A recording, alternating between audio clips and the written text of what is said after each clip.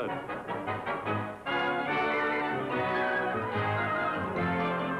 The Jack Benny Program. With Jack's special guest, Ed Sullivan.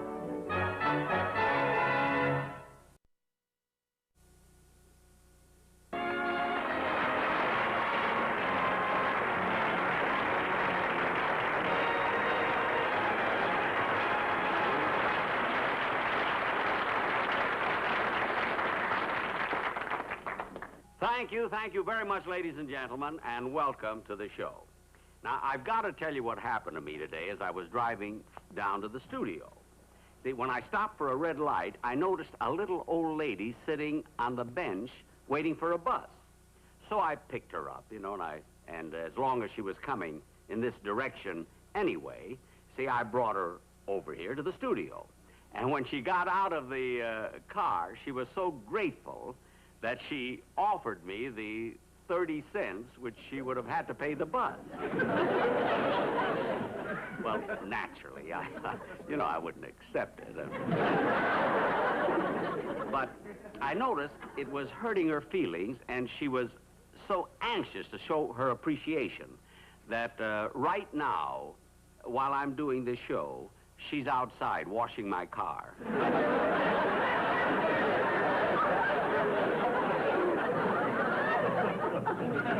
Anyway, I'm very excited about the show that we're doing tonight because, as you know, my guest star is Ed Sullivan.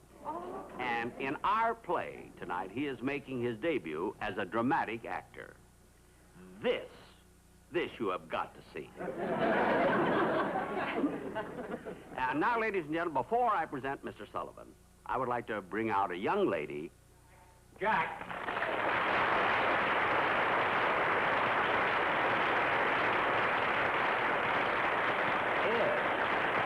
This is too soon. What are you doing out here now? Jack, I'm sorry to break in on you, but I've been studying the script here, and I'm a nervous wreck. But that's ridiculous. I mean, there's no reason for you to be nervous.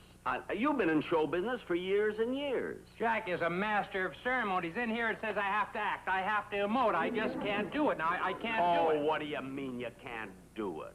For heaven's sake, I saw you in a movie once, and you were wonderful. You look so natural. I played the part of a dead body.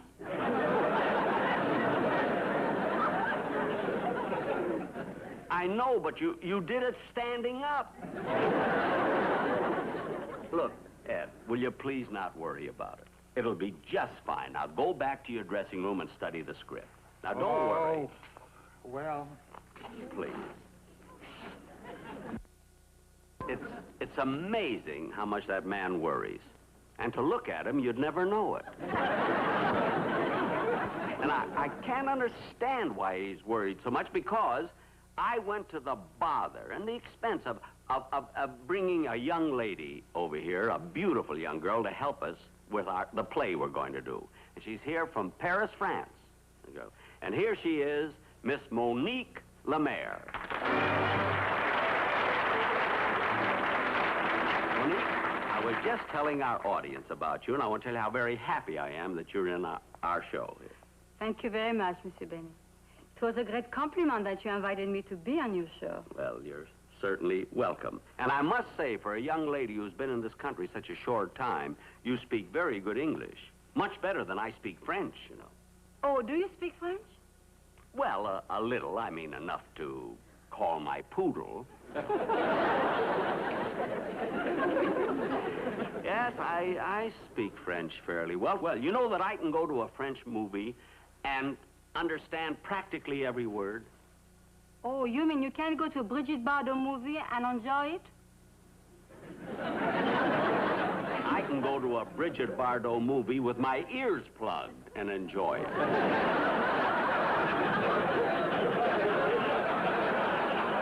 But I do not understand that. Oh, that means your ears stopped up. You know, closed up. Stopped. Oh. Well, there are still a few words I have trouble understanding. Well, I can imagine, yes. For instance, there's a word I've heard here many times that I do not understand. What word is that? Keep.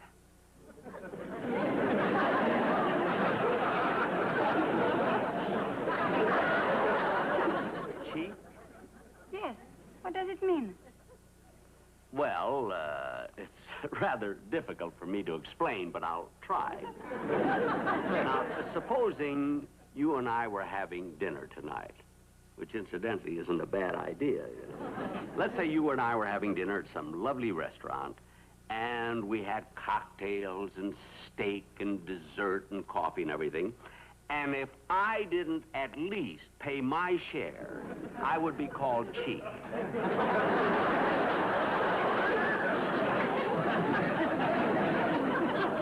You understand? Oui, oui. That's why you're getting your car washed. Yes, exactly. Now, Monique, I think you ought to go to your dressing room and make a change. Make your change now for the play we're going to do. And once again, let me tell you how happy I am that you're here with us. Thank you. Champs-Élysées. That means you're welcome.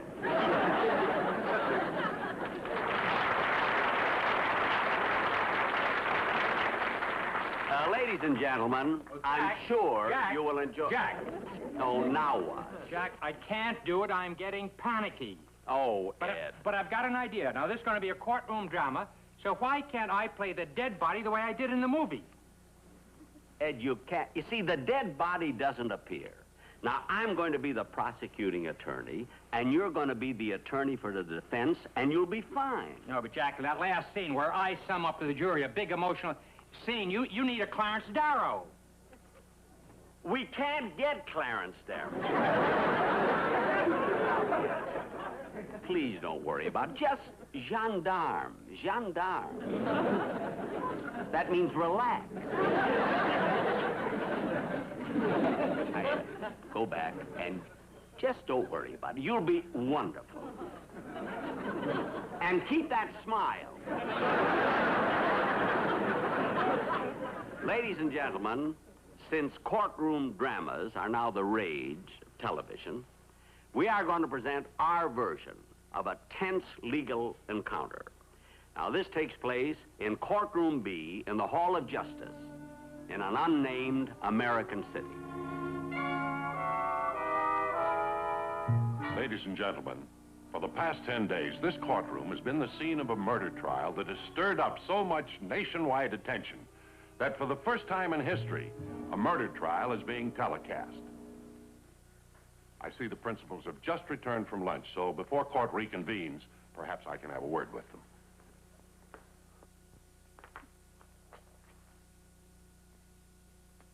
This gentleman here is Prosecutor Benny, the most feared district attorney in the country. He's prosecuted this trial with the same cold-blooded ruthlessness that has made him so very famous. Would you say something for our television audience, please?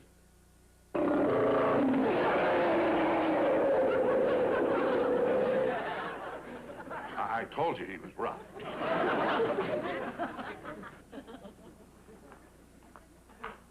And here is gentleman Jim Sullivan, the eloquent and brilliant defense attorney whose charming smile has swayed many a jury.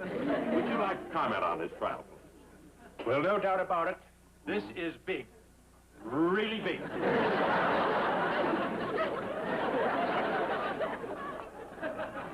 And here is the defendant. This petite little French girl is accused of having murdered her husband. I'm innocent. I tell you I'm innocent. Believe me, I'm very innocent. I'm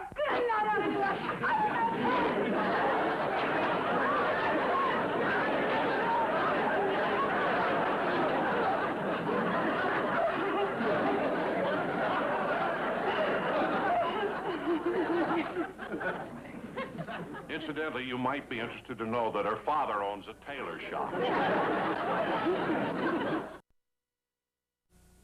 Well, I see court is about to resume. Now, let me ask you something, Madame Duval. Do you recognize this? Oui, it is an airplane ticket. I'll say it's an airplane ticket. And this ticket was purchased by you the night of your husband's murder. Now, if you're so innocent, why did you suddenly decide to go to Paris? Because I love Paris. Naturally, you love Paris. It's 3,000 miles away from the scene of your crime. I object, Your Honor, to the contemptible innuendos of this district attorney. Because with the court's permission, I can prove that my client had a perfectly innocent reason for leaving the country at this time. You may proceed. Fifi, in your own words, would you tell the judge and the court why you decided at that particular time to purchase a ticket to Paris?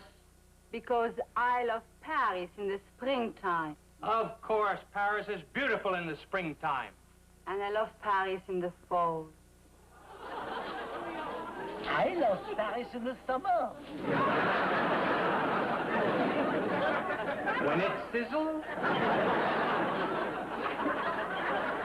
I love Paris in the winter.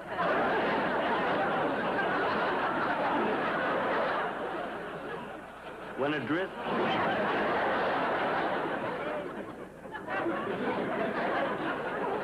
I love Paris every moment.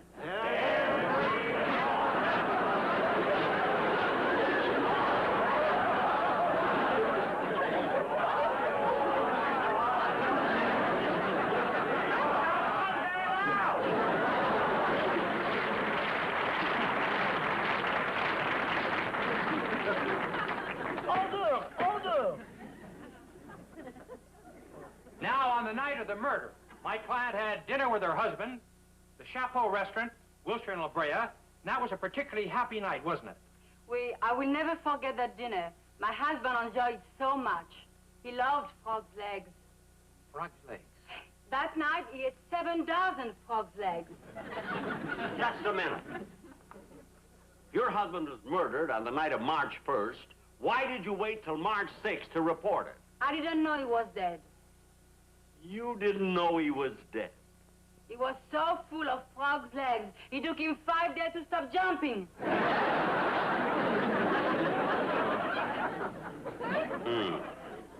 I thought I had her trapped. Ladies and gentlemen, once again, Prosecutor Benny has made a big jerk of himself. Your Honor, the defense rests. Is the prosecution finished? No, Your Honor. I have a surprise witness. Will you please call in my witness? Madame Duval, you may step down.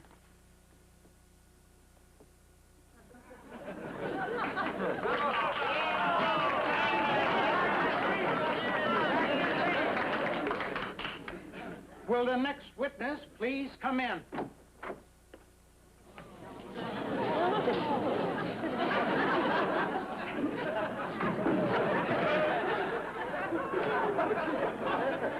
Please sit down. Ooh, it's still warm.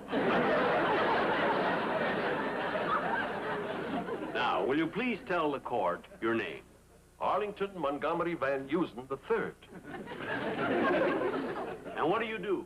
I'm a busboy at the Chapeau restaurant. A busboy? Just a minute. From a distinguished family like yours, why would you be a busboy? My father disinherited me when I flunked at polo.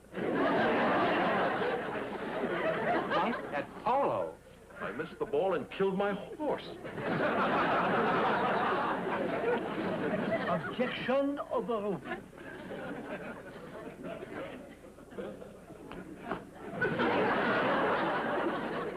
Now, Mr. Van Heusen. The third.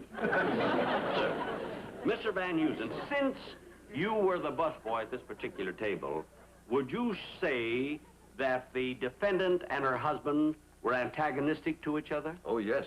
When I came back to their table, she was holding his hand. Well, what made you think that that showed antagonism? She was holding it over the flame in the chafing dish.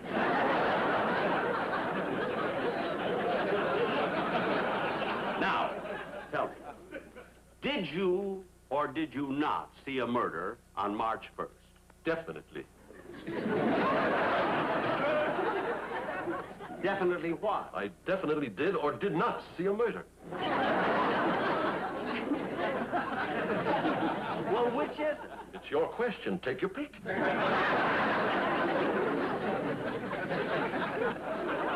Well, look, tell the court what happened later that night.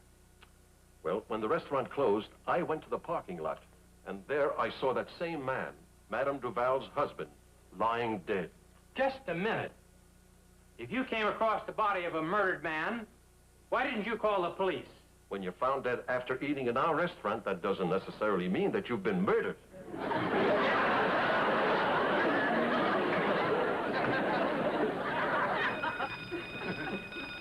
Oh, Your Honor, may I be excused? It's time for the floor show at the Chapeau. Floor show? What does that have to do with you? I admit.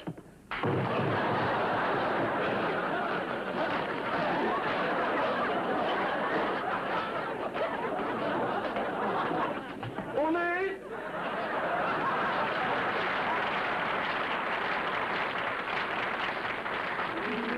If there are no further witnesses, will the attorney for the defense proceed with his summation? Ladies and gentlemen, a hush falls over the courtroom as Jim Sullivan, the defense attorney, begins one of his dramatic pleas to the jury for which he is so very, very famous.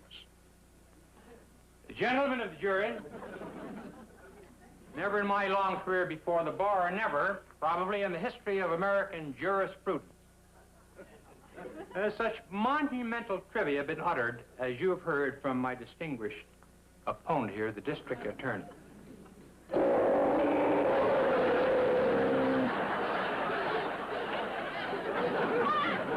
have conceded all of the points he has labored to make over and over again. We have conceded this was the murder weapon that was wielded by somebody probably 5'8" tall, undoubtedly left-handed from the direction of the blow. We've conceded all of these things because none of these qualifications fit my client, this innocent, grief-stricken widow. She is not left-handed. She is not 5'8". She wouldn't be strong enough to wield such a weapon as this. Now, I beg of you, gentlemen, I plead with you. You have children at home. You have wives. Look at this woman who's being crucified by this terrible person here. I mean, there's no point to it. She is innocent. She is bereaved. And she is the one who now is being set upon by this beast here. Is this fair? Is it American? Is it honest? Is this the face of a murderess? Oh, incidentally, out in our audience, there's some celebrities there.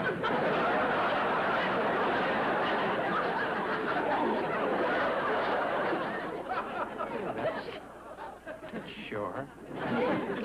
Eddie Arcaro, and one of the great golfers of the country, the winner of the North-South Invitation, Sam Frangle. Sam, come on up here. In the courtroom? Ladies and gentlemen, let's bring him up here. Help me out here. Let's have some applause. Sam! What a wonderful, wonderful, unexpected thrill. Congratulations. You know, to beat the top professional golfers of the world twice in a row, that's really something. I was very interested in that magazine article that you wrote. You said that you thought your game would improve when you changed your grip. That's right, Ed. How about showing the golfers that, well, and me too, this new grip, huh? All right, Ed, let me get my club. Fine. Let me get it. Good. Huh? I was hooking the ball a little bit, so I just put my right hand up on top of the club a little more. Oh, I see. Wait a minute. Wait a minute. What's this? What? Oh, I'm left-handed.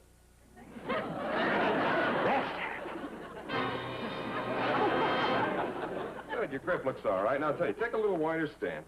By the way, Ed, how tall are you? Hmm? How tall are you? Exactly 5'8". 5'8". Look, you're gripping the club too hard now. You're scratching it with that heavy ring you're wearing there. Heavy ring. Well, where's it scratching? Right there where it was scratched before. All right, now, you ready to swing? Yes. I'll say he's ready to swing. You're the murderer. You're the one who killed her husband. You're 5'8", left-handed, wearing a heavy ring. You did it. Yes, I You did. did it. I did it, Jack. But, Jack, I couldn't help it. I loved her desperately, Jack. I can't get rid of her. But, Jack, I loved her so much. It was perfectly in it. All right.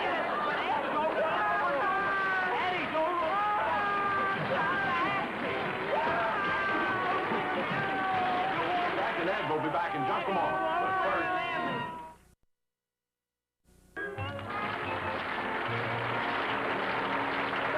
Thank you very much, ladies and gentlemen.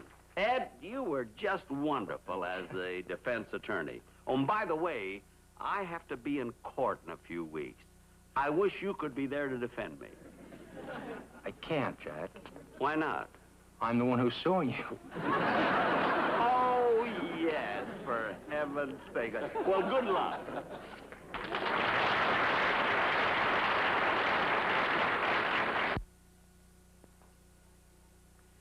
Good night, folks. I'll be seeing you soon.